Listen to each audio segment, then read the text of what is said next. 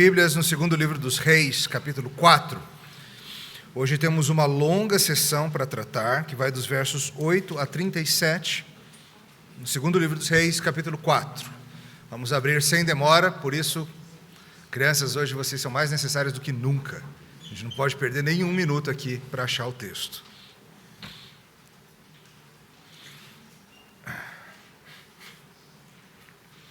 Segunda Reis 4, de 8 a 37. Inicialmente eu vou ler apenas até o verso 17, mas depois nós vamos lendo todo o capítulo à medida que a história avança.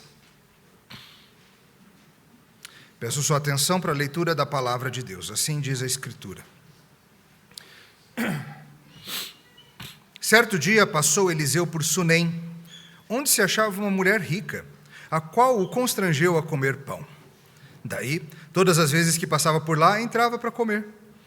Ela disse a seu marido: vejo que este passa sempre por nós. Este que passa sempre por nós é santo homem de Deus. Façamos-lhe, pois, em cima um pequeno quarto, obra de pedreiro, e ponhamos nele uma cama, uma mesa, uma cadeira, um candeeiro. Quando ele vier à nossa casa, retirar-se-á para ali. Um dia, vindo ele para ali, retirou-se para o quarto e se deitou. Então disse ao seu moço Geazi: chama esta sunamita. Chamando a ele, ela se pôs diante do profeta. Este dissera ao seu moço: dize-lhe, eis que tu nos tens tratado com muita abnegação. Que se há de fazer por ti? Haverá alguma coisa de que se fale a teu favor ao rei, ou ao comandante do exército? E ela respondeu: habito no meio do meu povo. Então disse o profeta: que se há de fazer por ela? E Geazi respondeu: ora, ela não tem filho, e seu marido é velho. Disse Eliseu: chama-a. Chamando a ele, ela se pôs à porta, e disse-lhe o profeta: por este tempo, daqui a 1 ano, abraçarás um filho. Ela disse: não, meu senhor, homem de Deus, não mintas a tua serva. Concebeu a mulher e deu à luz um filho no tempo determinado, quando fez 1 ano, segundo Eliseu lhe dissera. Até aqui a palavra de Deus, depois continuaremos a leitura. Vamos orar. Senhor Deus de Eliseu, nós agradecemos, pois nesta noite podemos rever essa história tão impressionante e considerá-la diante de Ti. Nós pedimos que com Teu Espírito, Senhor, nos ensine, em nome de Jesus. Amém. Eu acho que vocês, crianças, e vocês, adultos, entendem um pouco o que é o medo da expectativa, não? O medo de algo muito bom que parece que está vindo para o teu lado, mas e se não vier? Se você colocar todo o seu coração naquela viagem, naquela entrevista de emprego, se você investir muito do coração, a chance do desapontamento é grande, não é? Já aconteceu com você? De você finalmente vai provar, por exemplo, uma comida que você sempre via por aí no Instagram do povo, na internet, você falava: cara, tenho muita vontade de experimentar esse negócio. Seja que for um risoto, um acarajé, uma sobremesa, e você ficou cheio de expectativas, e aquilo lá você foi comer e falou: nem é bom esse negócio, que tristeza. E em pessoas, já aconteceu de você colocar a sua expectativa em pessoas? Colocar toda a esperança de sua vida, do seu caminho em alguém, e essa pessoa te desapontar? Ou mesmo, vai lá que não seja toda a esperança da vida, mas contar com pessoas é um caminho que pode trazer as dores da decepção, não é? Você bota a sua esperança naquele teste, naquela prova, naquele evento. Nós sabemos que proteger o coração da decepção é uma habilidade necessária para viver bem como adultos. Eu mesmo, quando tem um filme ou um jogo de futebol, que para mim é bem importante, eu já vou com certeza que vai ser ruim. Vai perder com certeza, não tem jeito de ganhar, até o empate é lucro, o filme vai ser ruim, é só hype. Assim eu protejo o meu coraçãozinho. Mas a vida real é assim, a gente, para participar de coisas boas, a gente sabe que tem que vir a possibilidade de dores juntos. Algumas coisas vão entrar na nossa vida e vão transformar a nossa vida para o bem, mas elas trarão consigo o potencial de dificuldades. Por exemplo, lá na Casa Garófalo, lá agora tem uma nova moradora, o nome dela é Millie, é um filhotinho de Japanese Teen, sabe o que é? O Spaniel japonês é uma raça de cachorro, ela é pouco conhecida no Brasil. Eles são fofíssimos, eles têm uma bochechinha assim. Depois você procura a foto da Millie para você ver. O coração mole de Emílio não teve nenhuma dificuldade em amá-la, de imediato. Até o nosso nome é parecido. Mili, Emílio. Não tem como escrever Emílio sem escrever Mili, pensa. E claro, ela traz consigo muitas alegrias que nós não experimentaríamos sem ela, mas traz dificuldades, claro. Filhotes aprontam. Muito. Os gastos, as confusões com as outras cachorras que estão se adaptando à novata, e uma novata cheia de energia. Sabemos que trazer um bichinho para a sua vida é trazer dores futuras. Mas não tem como ter uma parte sem a outra, tá? Não tem. E é assim com as coisas boas da vida. Por vezes, nos dias da dor, a gente pensa, melhor era nem ter tido, melhor era nem ter amado, nem ter conhecido. Às vezes a gente chega no ponto de dizer, Senhor, eu não pedi isso, ok? E claro, às vezes, no ponto mais pesado, a gente chega, eu não pedi nem para nascer, eu não pedi para viver, a vida é só isso mesmo. Como que a gente vive quando a noite chega de repente? Quando no meio de coisas que nos davam tanta alegria, as sombras aparecem. É o nosso assunto da noite. Vai ser útil para o seu coração, ser treinado pela Escritura. E aprender que o Senhor é conosco em todas as circunstâncias das nossas vidas, inclusive nesses dias escuros. O Senhor é conosco em todas as circunstâncias da vida, inclusive nesses dias que a gente fica assim, por que isso está acontecendo? Vamos ver, sim, algumas verdades, alguns pontos. O primeiro deles que eu quero considerar convosco é que o Senhor nos surpreende com bondades inesperadas. Olha de novo o começo da nossa história.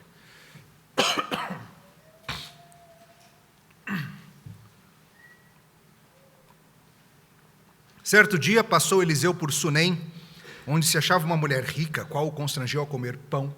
Daí, todas as vezes que passava por lá, entrava para comer. Ela disse ao seu marido, vejo que este que passa sempre por nós é santo homem de Deus. Façamos-lhe, pois, em cima um pequeno quarto, obra de pedreiro, ponhamos-lhe nele uma cama, uma mesa, uma cadeira, um candeeiro. Quando ele vier à nossa casa, retirar-se-á para ali. Nós estamos no período do segundo livro dos reis. O reino está dividido em Israel e Judá. A situação não é fácil, embora em Judá seja melhor. E hoje nós chegamos a mais uma história que lembra algo que já aconteceu. Tem muitas dessas na época de Eliseu. Você lê Eliseu, você fala, eu já vi isso antes. Mas ao mesmo tempo funciona como prévia de coisas ainda maiores que viriam. O Senhor gosta de fazer isso.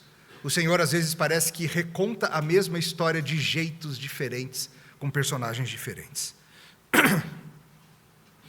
No último sermão nós vimos Eliseu, o homem de Deus, agindo com atenção e cuidando de uma mulher em apuros, uma viúva que estava para perder seus filhos para os credores. Lembra dessa história? Vimos como o Senhor usou Eliseu para usar um pouquinho de azeite que ela tinha e fez um milagre. Milagre mesmo.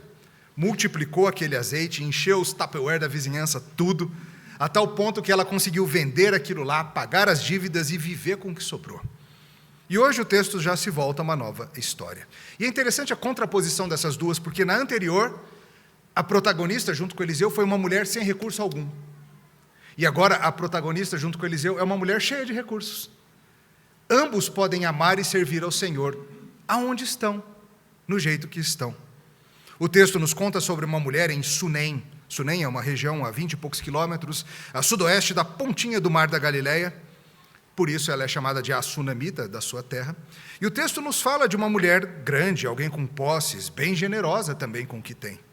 Bem atenta a possibilidades de servir a Deus, com aquilo que Deus colocou nas suas mãos. É um exemplo bíblico de um rico visto favoravelmente. Embora sim a Bíblia nos traga diversos alertas sobre os perigos de querer enriquecer a qualquer custo, ela não condena o mero ter riquezas. E este texto nos dá um belíssimo exemplo de uma mulher rica e piedosa, que faz um tremendo bem com os recursos que o próprio Senhor colocou nas suas mãos. Uma vez, Eliseu passou por ali nas suas missões, ele ia e voltava pelo reino, fazendo os seus sinais e suas pregações e tudo mais, e ela chamou o homem de Deus para comer pão. Ele foi lá, ele aceitou a hospitalidade, comeu, o profeta do Senhor, e foi ficando recorrente. Todas as vezes que ele passava pela região, parava para se alimentar na casa daquela família. E foi tanto acontecendo que ela teve uma ideia, e ela falou para o seu marido, falou, esse homem que passa aí sempre, come aqui em casa, ele é um homem de Deus. Eliseu era bem conhecido em Israel. Ele é um santo homem de Deus. Vamos cuidar bem dele? E se a gente for além de oferecer uma refeição? E se a gente construir aqui uma obrinha simples, a gente faz um puxadinho aqui, a gente faz um quartinho, simples mesmo. Bota uma cama, uma mesa, uma cadeira, um candeeiro para ele poder fazer o que precisa lá dentro. E aí sempre que ele vier para o nosso lado aqui do país, a gente hospeda Eliseu. Olha que coisa legal. Sabe como, eu sei que alguns de vocês dizem acerca de certos lugares, eu tenho hospedagem garantida em tal lugar. Se eu for para lá, eu tenho lugar para ficar, eu tenho quarto. Ai de mim se ficar em hotel. Lá eu tenho casa. É o que acontece com essa cidadezinha chamada Sunem. Eliseu tinha casa em Sunem. A generosidade do casal se estende a ponto de construírem essa moradinha para o profeta. Devia lá ter uma plaquinha de madeira entalhada que compraram na torre de TV, Recanto de Eliseu. Ou o cafofo do profeta, alguma coisa assim. Generosidade é uma boa marca de um crente. A gente falou sobre isso hoje de manhã, não falou? Hoje foi o assunto em 2 aos Coríntios, o dar com alegria, o usar para a glória de Deus e serviço dos santos, aquilo que o Senhor colocou em nossas mãos. E esse casal de Sunem é um belo exemplo disso. Eles agem generosamente para com o homem de Deus. Eles querem apoiar o ministério da palavra de Deus por meio de prover apoio material para o homem de Deus. E esse é um uso muito legítimo dos recursos que Deus lhes havia dado. Muitos crentes apoiam a obra do Senhor com o mínimo possível para não ficar mal na fita. E o fazem de cara amarrada. Outros dão com alegria, como ouvimos hoje de manhã, apoiando a igreja local, missões, cuidando de necessidades específicas de ministros do Evangelho, apoiando ministérios para eclesiásticos, campanhas de misericórdia. Enfim, percebem que tem grande privilégio em fazer isso. A mulher sunamita e seu marido entenderam que era um grande privilégio poder cuidar de Eliseu. Um comentarista, Philip Ryken, me lembrou que Paulo tinha algo assim também, lá na casa de Filemon. No final da carta de Paulo a Filemon, ele fala, prepara a minha pousada, prepara o meu quartinho, estou chegando logo. Tinha algo assim também. Nós aqui na Semear, nós buscamos sempre fazer isso quando recebemos alguém, seja um pastor, um missionário, sempre que alguém vem para nos servir com a palavra de Deus aqui na nossa igreja, nós sempre somos cuidadosos para recebê-los bem, honrá-los, cuidar das suas necessidades, trazê-los num bom voo, ou se for mais perto de carro, cuidar dos custos, hospedá-lo bem, alimentá-lo bem, mas não é sempre assim. Há igrejas que levam pregadores, convidam missionários, mas não estão nem aí, ele que se vire. Um coração que ama a palavra do Senhor vai cuidar bem daqueles que trazem a palavra do Senhor. Jesus incentivou a isso. Lá em Mateus 10, 40 e 41, ele disse assim, quem vos recebe a mim me recebe. E quem me recebe, recebe aquele que me enviou. Quem recebe um profeta no caráter de profeta, receberá o galardão de profeta. Quem recebe um justo no caráter de justo, receberá o galardão de justo. E quem der a beber, ainda que seja um copo de água fria, a um destes pequeninos, por ser este meu discípulo, em verdade vos digo que de modo algum perderá o seu galardão. Jesus, séculos depois, incentivou esse tipo de cuidado para aqueles que iam em nome do Senhor. E é uma lição preciosa para nós, queridos. Há muitos hoje que estão indo em nome do Senhor como missionários por todos os cantos do mundo, muitas vezes em péssimas condições, e muitas vezes há resistência por parte das igrejas em ajudar e cuidar bem. Há um desejo de, ok, nós vamos suprir o mínimo absoluto necessário, para não passar fome. Mas nada além disso, não há um missionário com conforto, missionário dormindo bem onde já se viu. Essa não é uma atitude da generosidade cristã. A nossa generosidade cristã deve procurar cuidar bem daqueles que se afadigam em levar a mensagem da salvação para longe. Eliseu ficou bem grato com aquilo e quis ser generoso e recompensar esse cuidado. E ele faz uma oferta, ele está lá, ele está se valendo dessa boa generosidade. Aí ele fala para Geazi, Geazi era o seu moço, como diz a Bíblia, seu auxiliar que andava com ele, o ajudando, o auxiliar de profeta. E ele fala assim, pergunta para ela, vai, chama a mulher, pergunta para ela, tem algo que eu posso fazer por você? Tem alguma coisa? Tenho acesso a gente poderosa, hein? Tem alguma coisa que quer que eu fale com o rei? Uau, Eliseu, até com o rei eu consigo, hein? Quer que eu fale alguma coisa com o comandante do exército? Se precisar, eu falo com essa turma aí em teu favor. Eliseu é todo conectado em Israel. E ela diz que não precisa, obrigado. Estou bem aqui. Vivo no meio do meu povo, está tudo bem. É bem bacana ver como a generosidade do coração dela era real. Ela não estava fazendo isso para tentar com isso, de alguma maneira, angariar bênçãos especiais. Ou, como o Marcel falou hoje de manhã, receber num fundo de investimento, se eu cuidar bem do profeta, Deus vai me dar em dobro. E agora chegou a minha hora de pedir algo para o rei. Ela fala, cara, estou bem, está tudo bem. Ajudar já é o que eu quero, já estou feliz assim. Mas eles não ficam satisfeitos com isso. Eles ficam naquela que a gente faz por ela. Como comprar um presente para quem tem tudo, né? Aquele velho dilema que às vezes a gente passa. Ela está numa boa, ela está contente, ela está feliz com o seu ministério, com o seu serviço. E aí Geazi, sempre Geazi, é sempre o moço do profeta que tem essas ideias. Ele fala assim, ela não tem filhos. E o seu marido já é idoso. Ou seja, o que ele quer dizer com isso? Nós estamos falando aqui, para começar, do desejo quase universal das mulheres em serem mães. Ela não era mãe, a gente não sabe o que aconteceu, a gente não sabe mais. Provavelmente era algo que por um tempo doeu muito, talvez tenha parado de doer, não sabemos esses detalhes. Mas além disso, a questão do cuidado. Embora fosse uma mulher financeiramente bem, com a morte do marido já idoso, lhe faltaria um homem para a sua proteção. E, por favor, a gente está falando de um contexto cultural muito diferente do nosso, em que uma mulher sozinha estaria diante de diversos riscos culturais, principalmente numa nação que andava em caminhos ímpios. Uma coisa era uma mulher sozinha num Israel que estivesse piedoso e seguindo a lei do Senhor, com os cuidados para com as viúvas, para com os órfãos, para com os indefesos. Mas Israel, no estado idólatra que estava, o marido logo iria, quem sabe teria pelo menos o filho homem para cuidar dela. Contexto diferente, mas anseios parecidos. E Eliseu gosta do plano e manda chamar a mulher. Ela chega e já ouve um negócio assim, e ele fala para ela, daqui a 1 ano você vai estar abraçando um menino. É muito parecido com o que o Senhor disse certa vez a Abraão, séculos antes disso. Lembra dessa história? A mesma coisa. E Sara não estava junto, Sara ouviu lá de onde estava. Sara riu e ficou zombando, até parece. E aí o Senhor chama, você riu, né? Sara é uma história sensacional, já tratamos dela outro dia. Como será que foi no coração dessa mulher, hein? Sabe quando do nada alguém chega para você e fala, eu vou fazer um negócio muito especial para você. E você fica assim, não brinca com essas coisas. Brinca com isso não. Não cria expectativa assim não, vai. Os vascaínos vivem isso, né, vascaínos? Toda hora é a promessa de que está vindo um craque, de que vai mudar tudo, de que não sei o que vai acontecer. Já virou assim o próprio padrão de vida, né? Os nossos queridos assim, nem esperam muito mais, mas se iludem, eu vejo que se iludem sim. Embora digam que tem casca grossa, eu sei que não. Não cria expectativa não brinca isso não. E sim, a verdade, queridos, é que esse tipo de casca grossa, ele se faz necessário mesmo, porque a vida é assim. Há muitas pessoas, amigos apaixonados, familiares que fazem promessas imensas, que não têm ou condições ou intenções de cumprir. É o que a gente chama de defraudação. Criar expectativas em alguém que você não tem ou as condições ou a intenção de cumprir. E vai ser muito dolorido depois. Talvez você já tenha passado por baita defraudação. Por gente que prometeu mundos e fundos, fazer algo especial por você e não tinha capacidade ou intenção.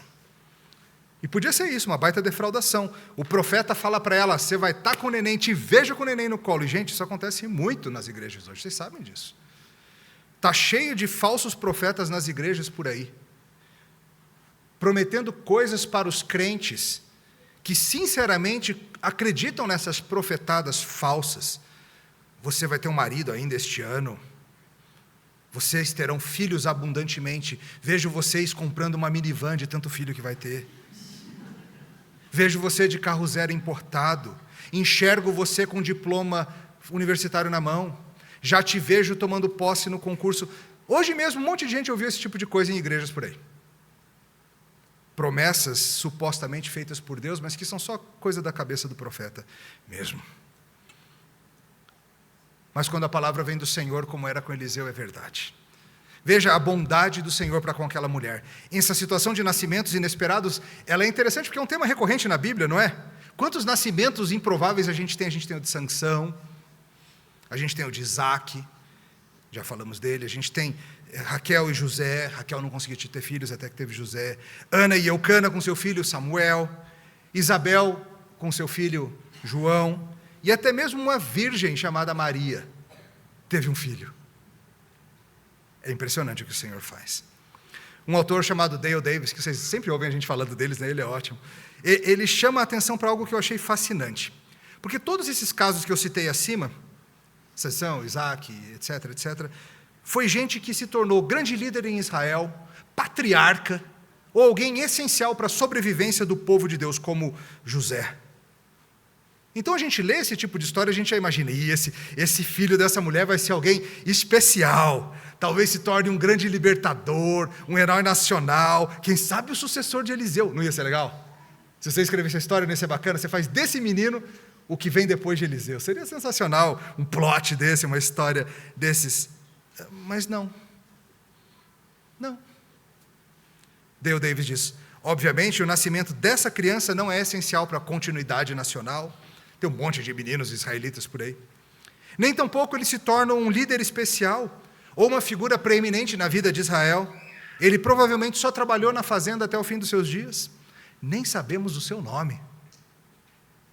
Qual é o ponto? O ponto é que Yahvé às vezes dá suas dádivas. Não pois assim ele irá atingir alguma grande função histórico-redentiva, mas simplesmente porque ele quis fazer uma mulher feliz com seu filho. Às vezes é bem mais simples do que a gente imagina. Às vezes é só Deus nos dando coisas boas porque Ele gosta de dar coisas boas para os seus filhos. A maioria das vezes não é pois você e os seus serão grandes na terra, ou vocês serão super essenciais num plano maravilhoso. Não, é só porque seu Pai Celestial te ama e gosta de te dar pão mesmo. A sua vida é cheinha de dádivas de um pai que ama fazer os seus filhos sorrirem. Como você e eu, que não somos lá muito bons ou grandes nos planos do Senhor, e como nós que somos pais mais ou menos, também gostamos de ver o sorriso dos nossos filhos, não? Ao presenteá-los, ao fazer coisas boas que colocam sorrisinhos na boca deles. Ouvimos sobre isso hoje de manhã também. Essa semana eu estava numa conferência de uma rede de plantadores de igreja, chamada Atos 29, muito interessante, uma rede mundial de plantadores de igreja, e gente de várias denominações, tem um encontro anual para encorajamento mútuo, fui lá ser um dos preletores. E estava ouvindo o Matt Chandler, que é um preletor bem conhecido, acho que muitos de vocês devem saber quem é, estava ouvindo a mensagem dele, e ele disse algo que eu acho que combina muito aqui. Ele disse, assim, falando para aquele monte de plantador de igreja, que está sofrendo no ministério, tirando não sabe de onde, ele falou assim, vocês são mais amados do que úteis para o Pai. Vocês são mais amados do que úteis. O amor de Deus por você não está na sua utilidade para o reino. Deus é como um pai que deixa as crianças ajudarem na obra ali, muito mais para se alegrarem em fazer também do que porque o pai precisa que a criança ajude no reparo de casa. E é isso. Deus por vezes faz dessas para a gente. Ele faz porque Ele é pai bondoso. A gente às vezes olha as dádivas com desconfiança e fala, ai, o que vai vir disso? Ou a gente pensa assim, será que isso significa algo muito grande? E às vezes é só o Senhor nos dando coisas boas, porque Ele é um pai amoroso, que quando os filhos pedem um pão, o que Ele dá? Uma pedra, Ele joga um cascalho na tua mão? Não. Ou quando você pede para o Pai Celestial um peixinho, o que Ele faz? Dá cascavel aqui, segura a cascavel. Ou joga uma jararaca no teu colo. Não, Ele te dá um peixinho. É um pai bondoso, um pai celestial. Até para os descrentes Ele faz isso. E assim foi. O neném nasceu e o neném foi crescendo. Até que um dia as coisas andaram de um jeito dolorido, como acontece no mundo quebrado. E a segunda verdade que a gente precisa ver juntos é que o povo de Deus passa por aflições, mas sempre podemos recorrer ao Senhor.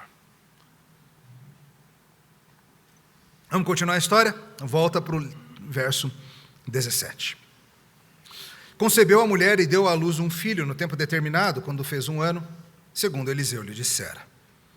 Tendo crescido o menino, saiu certo dia a ter com seu pai, que estava com os segadores, e disse ao seu pai, ai, minha cabeça! Então o pai disse ao seu moço, leva para sua mãe, leva a sua mãe. Ele o tomou e o levou à sua mãe, sobre cujos joelhos ficou sentado até o meio-dia. E morreu. Subiu ela e o deitou sobre a cama do homem de Deus. Fechou a porta e saiu. Chamou seu marido e lhe disse: manda-me um dos moços de uma das jumentas, para que eu corra ao homem de Deus e volte. Perguntou ele: por que faz ele hoje? Não é dia de festa da lua nova, nem sábado? Ela disse: não faz mal. Então fez ela abaldar a jumenta e disse ao moço: guia e anda, não te detenhas no caminho, senão quando eu te disser. Partiu ela, pois, e foi ter com o homem de Deus ao Monte Carmelo. Vendo-a de longe, o homem de Deus disse a Geazi, seu moço: eis aí a sunamita. Corre ao teu encontro e dize-lhe: vai tudo bem contigo, com teu marido, com o menino? Ela respondeu: tudo bem. Chegando ela, pois, ao homem de Deus, ao monte, abraçou-lhe os pés. Então se chegou Geazi para arrancá-la, mas o homem de Deus lhe disse: deixa, porque a sua alma está amargurada. E o Senhor me encobriu e não me manifestou. Disse ela: pedi eu ao Senhor algum filho? Não disse: não me enganes? Disse o profeta a Geazi: cinge os lombos, toma o meu bordão contigo e vai. Se encontrar alguém, não saúde. Se alguém te saudar, não lhe responda. Põe meu bordão sobre o rosto do menino. Porém disse a mãe do menino: tão certo como vive o Senhor e vive a tua alma, não te deixarei. Então ele se levantou e a seguiu. Geazi passou adiante deles e pôs o bordão sobre o rosto do menino, porém não houve nele voz, nem sinal de vida. Então voltou a encontrar-se com Eliseu, lhe deu aviso e disse: o menino não despertou. Tendo o profeta chegado à casa, eis que o menino estava morto sobre a cama. Então entrou, fechou a porta sobre eles ambos, orou ao Senhor. Subiu à cama, deitou-se sobre o menino e, pondo a sua boca sobre a boca dele, os seus olhos sobre os olhos dele e as mãos sobre as mãos dele, se estendeu sobre ele e a carne do menino aqueceu. Então se levantou e andou no quarto uma vez de lá para cá e tornou a subir e se estendeu sobre o menino. Este espirrou 7 vezes e abriu os olhos. Então chamou Geazi e disse: chama essa sunamita. Ele a chamou e, apresentando-se a ela ao profeta, este lhe disse: toma, teu filho. Ela entrou, lançou os seus pés dele e prostrou-se em terra, tomou seu filho e saiu. Uau! A história dá uma guinada terrível, como tantas vezes acontece no mundo real. Um dia, trabalhando no campo com o pai e os empregados, o menino começa a sentir uma terrível dor de cabeça, não sabemos o que foi. Os médicos aí podem arriscar um diagnóstico, será? Seja o que for, o pai fala para um dos empregados: leva ele para a mãe dele, não está mal. Provavelmente deve ser uma dessas coisas que as crianças têm, não é? Mas não era. Era algo tão sério que o menino fica no colo da mãe por um tempo e chega na hora do almoço, pelo jeito foi de manhã até a hora do almoço, coisa de uma manhã. E o menino faleceu, e a alegria de ter aquele filho se tornou um choque de ver o seu filho falecer. Difícil, não? Foi a dádiva de Deus que lhe deu essas dores. A dádiva não solicitada de Deus. Vamos pensar nisso. Essa mulher só passou por esse desespero e essa tristeza de ver o seu filho falecido e tê-lo no seu colo, porque Deus lhe deu algo bom que ela nem pediu. Se Deus não tivesse lhe dado o filho, ela não teria experimentado a terrível dor que estava sentindo naquele momento. O Senhor é cruel? O Senhor deu só para tomar? Fez rir só para o choro ser mais dolorido? É difícil, não é? E eu acho que você conhece esse lugar aqui, não conhece? Talvez, até mesmo nessa exata situação. E talvez muitos aqui nem imaginem. Ou talvez não desse tipo de dor de receber para ver desaparecer.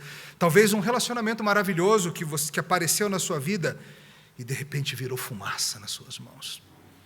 Ou mesmo algo em escala menor. Eu acho que todos nós já experimentamos frustrações menores, claro, mas sei lá, você pagou pelas férias dos sonhos e lá as crianças adoeceram no primeiro dia de viagem e nem saíram do quarto do Airbnb. Ainda tem 6 parcelas para pagar da Latam e não saíram do Airbnb. Ou choveu a semana inteira lá de férias na praia, né? E não foi uma semana gostosinha no quarto, jogando dominó ou fazendo leituras de romance policial, não. Foi briga e chateação, até antecipar a volta. Coisas boas do mundo quebrado vêm, sim, com suas dificuldades. O exemplo dos doguinhos, dos cachorrinhos, como falei na introdução, é um óbvio. Vai além, pensa em coisas boas que você recebe e te trazem dores. Talvez um automóvel, você sonhou tanto em ter um automóvel, e foi tão bom conseguir finalmente comprar um. Mas esse negócio quebra, né? Ele precisa trocar o óleo a tantos mil quilômetros, tem umas tal de umas correias dentadas, de umas velas, de umas pastilhas, umas isso, umas aquilo. Tem que abastecer toda hora. Toda hora. Você passa por dores que você só passa porque você tem a alegria de ter um carro. E é assim com as pessoas na vida também. Relacionamentos doem, ao mesmo tempo que nos trazem coisas boas. E a dor, às vezes, faz com que a gente não queira mais. Quem já perdeu um doguinho amado, provavelmente disse, nunca mais quero ter bicho. Nunca mais. Quem passa por perrengue com seu carro, faz as contas para ver se não dá para viver de Uber por aí. Eu faço isso de vez em quando. Uber e transporte público. O meu sonho era viver numa cidade em que o transporte público me leva facilmente para todo lado. Cidades assim existem, tá? Eu já visitei-as. A nossa não é assim. Quem já teve o coração ferido por amar, já considerou logo parar com esse negócio de amar. C.S. Lewis, no seu famoso livro Os Quatro Amores, ele fala sobre isso. Ele fala sobre como amar é ser vulnerável. E ele diz assim, amar é ser vulnerável. Ame qualquer coisa, e seu coração será torcido e possivelmente quebrado. Se você quiser ter certeza de mantê-lo intacto, não deve entregá-lo a ninguém, nem mesmo a um animal. Envolva-o cuidadosamente com passatempos e pequenos luxos, evite todos os emaranhados da vida, tranque-o em segurança no túmulo ou caixão do seu egoísmo. Mas no caixão do seu egoísmo, seguro, escuro, imóvel e sem ar, tudo mudará. Ele não será quebrado mais, mas ele vai se tornar inquebrável, impenetrável e irremediável. Amar é ser vulnerável. E o que a gente faz então quando o coração se parte? O mesmo que faz quando a gente se vê em outros apertos, a gente recorre ao Senhor, e é o que essa mulher faz. O único lugar para irmos quando a providência de Deus nos deixa perplexos é para o próprio Deus. Mas muitas vezes a gente faz o oposto, não é verdade? A providência de Deus te deixa confuso e você acha que a solução é correr para longe dele, já que foi ele que te deixou confuso. Sendo que a reação natural de quem crê deveria ser, eu sei que essa confusão veio da mão de Deus, eu quero falar com ele sobre isso, eu vou recorrer a ele. Jó, por exemplo, teve essa reação. Lembra, perplexo com tudo que se passou, o que ele queria? O que mais queria Jó na sua vida? Ter uma chance de falar com Deus sobre sua situação. Tudo o que ele queria era se encontrar com Deus e argumentar o seu caso e defender-se. Ele não queria fugir de Deus, ele queria encontrar com Deus e Deus não aparecia nunca. Até que Deus apareceu, né? Se você está perplexo com a vida, ou se um dia isso acontecer, quando o teu coração for quebrado, é ao Senhor que você tem que recorrer, não fugir dele. O que ela faz? Ela pega o corpinho do menino e leva para o quarto do profeta e coloca na cama dele. E ela vai pedir montaria porque ela vai atrás do homem de Deus. Pelo jeito, ela nem falou para o marido que o menino morreu. Notou isso?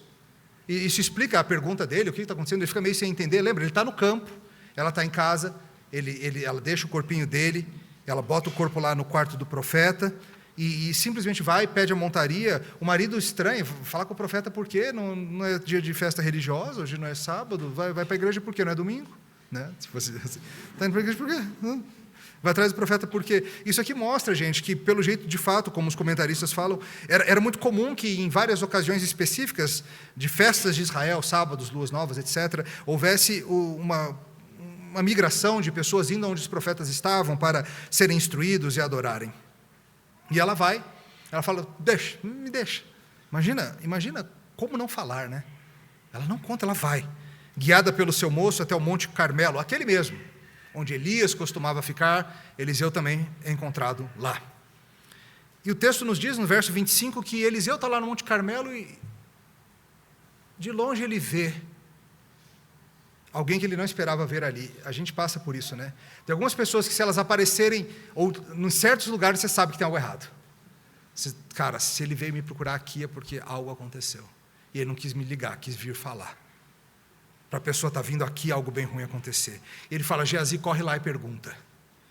Geazi pergunta, tudo bem? Ela não quer papo com Geazi, né? Ela não quer falar com Geazi, não. Quer falar com Eliseu, é com ele o problema dela. E ela solta, tudo bem, só me deixa. Sai do caminho.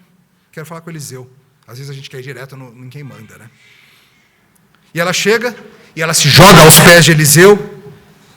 Que cena triste. Geazi tenta retirá-la, mas Eliseu fala, deixa, o coração dela está claramente amargurado, dolorido, isso é óbvio para qualquer um que está vendo a cena, e Eliseu ainda diz, a razão eu não sei, o Senhor não me disse, o Senhor não me contou. Profetas não sabem tudo o que se passa no coração das pessoas, não entendem tudo, confundem situações, erram, a não ser que o Senhor infalivelmente mostre. Todos os pregadores, pastores, líderes do povo de Deus são assim. Mesmo os grandes e impressionantes como Eliseu. A gente muitas vezes não tem a menor noção do que está acontecendo. A gente busca servir com o melhor que tem. O que Deus está fazendo aqui? E Eliseu diz, eu não sei o que o Senhor está fazendo. E ela diz para ele, que pergunta dolorida, imagina ouvir isso. Eu te pedi um filho? Fui eu que tive essa ideia? Eu fui lá na tua porta, pedi para você falar com o Senhor para me dar um filho, fui? E eu não disse para não me enganar? Eliseu obviamente entende o que se passa e já manda Geazi, corre lá. Corre, não para, não fala com ninguém, vierem de conversa no caminho, não para, vai. Leva o cajado e põe sobre o rosto do menino. Eu te pedi um filho? Muitos já se sentiram assim, não? Deus nos deu algo que talvez a gente nem tenha pedido. E quando o dia da dor vem, o dedo acusatório se ergue contra o Senhor. O que ela foi fazer lá? É complexo, é misto, como nossas ações são muitas vezes mistas. Nós não somos criaturas simples. Há um aspecto de fé aqui, não há? Claro que há. Se ela não acreditasse que algo pode acontecer ainda, ela não teria ido lá, ela não foi lá só meter o dedo na cara do profeta, ou teria enterrado o menino, né? Esperado Eliseu aparecer um dia e preparado uma recepçãozinha dolorosa para ele, alguma coisa assim. Mas ela ter deixado o menino no quarto do profeta e ter saído correndo aponta que, pelo jeito, ela pensa que talvez algo ainda possa acontecer. Ela não foi preparar o velório. Há também, claro, o dedo acusatório contra Deus e o homem de Deus. O filho que tu me deste morreu, tá? Pedi um filho, falei para não me enganar. E claro, dá para entender também. Dá para entender. Colocá-lo no quarto de Eliseu, junta tudo isso aí. Ela bota no quarto de Eliseu o cadáver. Está aí, Eliseu, o filho que você me arrumou. Talvez juntasse com isso uma pontadinha de fui fazer uma bondade, né? Às vezes a gente sente isso, né? Fui fazer uma bondade, quem se deu mal fui eu. Agora, o quartinho que eu construí para a glória de Deus e o serviço do povo dele, virou uma capela funerária. Jó lidou melhor com a perda, ao menos no início, não? O Senhor Deus, o Senhor tomou. Louvado seja o nome do Senhor. Eliseu sabe que não é hora para nada a não ser agir. Já mandou Geazi, vai em frente, mas ela, pelo jeito, não quer saber de Geazi, não. Ela fala, eu não vou te largar. Mandou Geazi, eu não vou te largar. Tá bom, vamos junto. E ele vai também, ele vai depois, né? Vai Geazi na frente e eles no caminho depois. Eliseu fica sem saber direito o que se passa. Eliseu não é Deus, é um profeta e a palavra está com ele, mas ele erra, ele fica perplexo. Ele acha que vai resolver mandando Geazi o cajado. O que ele quer fazer com isso? Por que mandar o cajado? Que história é essa? O texto não é explícito em explicar as razões. Autores como Raymond Dillard sugerem que talvez seja algo parecido com o cajado de Moisés, um símbolo da presença e do poder de Deus com o homem de Deus. Lembre-se da vara e do cajado do Senhor, no Salmo 23. Quem sabe basta o símbolo do poder chegar lá, enfim. Geazi vai lá, chega com o cajado, bota em cima do menino. tem nada não. Ele volta e fala, olha, deu nada, continua lá. Ok, vamos lá. Eliseu chega e age. O Senhor age através de Eliseu, que ora pedindo ao Senhor, que fique muito claro, o Senhor agiu. Eliseu é só um homem. E Eliseu faz, e por isso que você leu e você pensou assim, eu já ouvi isso em algum lugar. Porque ele faz algo parecido com o que Elias tinha feito com outro menino falecido, o filho da viúva lá em Sarepta, outra região. Coloca o seu corpo sobre ele, se coloca boca com boca, olhos nos olhos, mãos sobre as mãos, ou assim, não sabemos. Ele se identifica com um menino na morte. Ele se faz quase que um com ele. E começa a trazê-lo para a vida. A Bíblia diz que a carne do menino se aquece. Aquele corpinho que já estava frio, agora tem calor de novo. Eliseu se levanta, anda um pouquinho por ali, faz de novo. Aí o menino acorda com uma série de 7 espirros. Você já espirrou 7 vezes seguidas? É horrível, não é? Passa pela cabeça que talvez nunca pare, não é verdade? Você pensa assim, eu vou passar todos os meus dias espirrando. Mas no caso foi a melhor sequência de espirros de todos os tempos. Só espirra quem está vivo. Se tem espirra é porque tem fôlego da vida. O menino voltou. E Eliseu o entrega para sua mãe e diz, está aí seu filho. Ficou tudo bem. Essa história, ela é, como a anterior, um espelho. Ela olha para trás e olha para frente. Para trás, como Elias, acabamos de falar sobre isso, mas para frente também. Há muita similaridade com, em particular, uma história que nós lemos hoje em Lucas capítulo 7, quando numa cidade chamada Naim, que era inclusive bem perto de Sunem, tá? Poucos quilômetros. O Senhor Jesus, certa vez, se depara com um funeral, um pessoal caminhando rumo ao enterro. E o Senhor Jesus, também era o filho de uma viúva, aqui não era uma viúva, mas aqui o filho de uma mulher. E Jesus faz um milagre, Jesus pega aquele menino, interrompe o cortejo funerário, o menino volta à vida, e ele entrega para a mãe e fala, está aí seu filho, pronto, segue a vida. E qual foi a conclusão da turma lá em Lucas, vocês lembram? Deixa eu ler para vocês. Lucas 7, 15. Sentou-se o que estivera morto e passou a falar, e Jesus o restituiu à sua mãe, que nem Eliseu. Todos ficaram possuídos de temor e glorificavam a Deus, dizendo, grande profeta se levantou entre nós, e Deus visitou o seu povo. O que aconteceu ali? Pertinho, eles reconheceram que estava acontecendo de novo. Não é algo que acontecia toda semana, nem todo mês, nem todo ano, tá? Séculos antes, na mesma região, um profeta tinha restituído um menino à sua mãe, e acabou de acontecer de novo. O Senhor mandou um novo profeta. Alguém grandioso novamente está entre nós. Era ainda o começo do ministério de Jesus e as pessoas já tinham uma noção de que se tratava de alguém especial, mas ainda não tinham noção completa do tamanho que era Jesus. Pensaram que era apenas um grande profeta, era algo mais. Jesus famosamente fez o mesmo pelo seu amigo Lázaro. E lembra, lemos também hoje, quando Jesus chega para a situação do funeral de Lázaro, ele também foi recebido por uma voz meio acusatória, lembra? É dito para ele, se você estivesse aqui não tinha acontecido. Talvez você se lembre de que Jesus recebeu a notícia de que Lázaro estava enfermo, mas não foi imediatamente. Ficou demorando lá. E não foi. E ele chega tarde demais, né? Se você estivesse aqui, não tinha acontecido.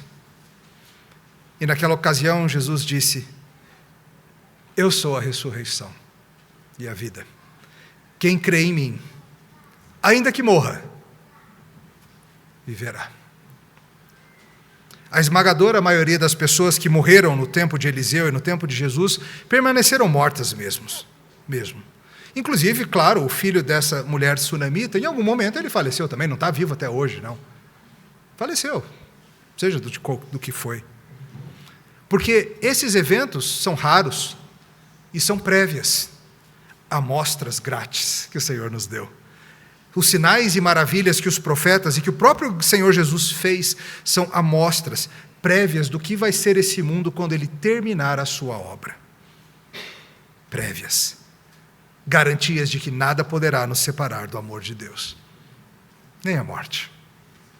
A sunamita riu e depois chorou, mas depois riu de novo. E sabe, irmãos, todos nós que estamos em Cristo temos a mesma garantia. Há uma ressurreição. Nós riremos de novo. Muito provavelmente não vai ser do jeito que foi aqui, vai ser no último dia. São poucas as amostras que o Senhor dá. Mas as promessas são verdadeiras. Porque Ele voltou dos mortos, nós voltaremos também. Dale Davis diz assim: essa história está aqui para revelar o teu Deus, o Deus que se deleita em surpreender seu povo ordinário com boas dádivas, que algumas vezes nos deixa perplexos com misteriosas tristezas que Ele mesmo nos traz, que coloca limitações em seus servos para que nunca os estimemos grandemente demais, e que nos dá uma prévia em 800 a.C. de que nem a morte poderia nos separar do amor de Deus em Jesus Cristo, nosso Senhor. E essa é a nossa esperança, cristãos. A esperança é Jesus Cristo. E sabendo que Ele é por nós e que todas as coisas ruins serão desfeitas, nós podemos viver melhor hoje, amar melhor, sofrer melhor, receber as coisas boas como dádivas, sabendo que sim, coisas boas às vezes se vão inesperadamente e nós desfrutemos delas todos os dias. Enquanto as tivermos, desfrutaremos para a glória de Deus. E lembrar que mesmo que coisas boas nos sejam tomadas pela surpreendente providência de Deus, Ele segue no controle, Ele nos ama. E Ele está pronto a receber as nossas queixas e nossas dúvidas. A tumba vazia do grande profeta garante isso. Garante que Ele é a ressurreição e a vida. Tudo que se perdeu será refeito. O mundo todinho será reiniciado. O mal será desfeito. E todo aquele que crê, mesmo que morra, viverá. Louvado seja o nome do Senhor. Te amamos, Senhor. Mesmo em dias que dói tanto que a gente não consegue nem orar. Nós te amamos, Senhor. Mesmo nos dias em que falta-nos a fé. Somos teus. Agradecemos pelas inúmeras boas dádivas. E pedimos, Senhor, que trate nossos corações. Que nos anime com a certeza da ressurreição. Não somente a nossa, mas a do mundo todo. Louvado seja o teu nome, em Cristo. Amém.